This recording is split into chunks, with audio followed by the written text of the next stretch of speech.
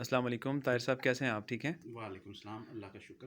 طاہر صاحب، دور تعلیمی نظام اور ابھی تک پی ٹی آئی کی گورنمنٹ کے کیے جانے والے اقدامات، جو تعلیمی ایمرجنسی کے بارے میں انہوں نے کہا تھا اور جو تعلیم کے سسٹم کو چینج کرنے کے بارے میں انہوں نے دعوے کیے تھے، اس کے بارے میں آپ کی کیا رائے ہے؟ ناظرین، سسٹم کو بہتر کرنے کے لیے تعلیم پر زور دینے کا بہت کہا گیا، اور اس پہ کافی سیمینارز ہوئے، کافی کانفرنسز ہوئی، کافی ریسرچ کا سہارا لیا گیا، سب کچھ کیا گیا، مگر عملی اقدامات ہم نے دیکھے ہیں وہ نظر نہیں آئے۔ کیوں نظر نہیں آئے؟ اس پہ ایک بہت بڑی بحث کی جا سکتی ہے، مگر زیادہ جانے کی ضرورت نہیں۔ سمپل کورس کانٹینٹس آپ چینج کرتے ہیں، کورس کانٹینٹس جب آپ چینج کرتے ہیں تو ان کو دیکھیں کتنے اپلیکیبل ہیں، کتنے پریکٹیکیبل ہیں۔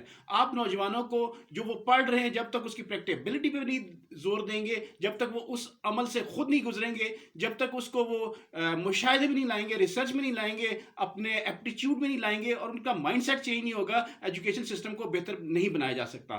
مین چیز ہے آپ کو سمپل بیٹھ کر جتنے بھی اتھارٹیز ہیں، جتنے بھی آپ کو ایک تھنک ٹینکس بنانے پڑیں گے۔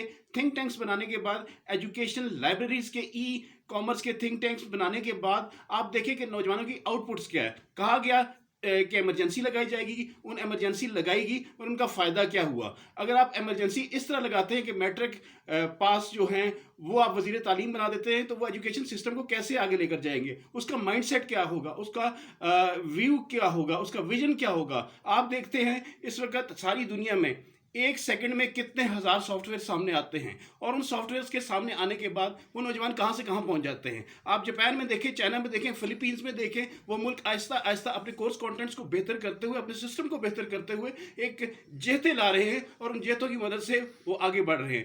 کچھ نہیں کیا گیا، اب بھی بہت وقت ہے۔ حکومتوں کو چاہیے کہ وہ سر جوڑیں اور صحیح معنوں میں ایجوکیشن سسٹم کو بہتر بناتے ہوئے اس ملک کی تعمیر و ترقی میں اہم کردار ادا کریں۔